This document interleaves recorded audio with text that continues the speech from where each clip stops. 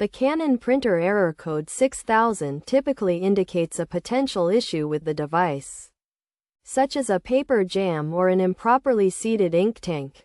This error code can be caused by several factors, including an incorrectly seated ink cartridge, a paper jam, or incorrect settings.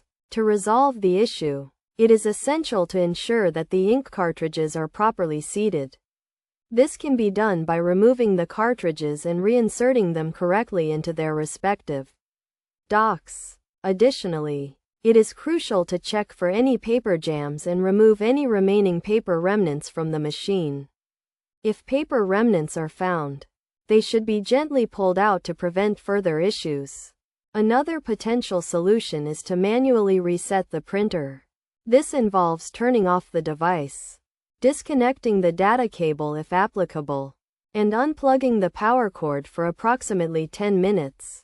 If the printer is connected to a surge protector, it is recommended to plug the power cable directly into the wall socket.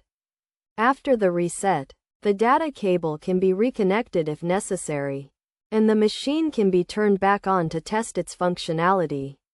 By following these steps, the error code 6000 can be resolved, and the printer can be restored to working order.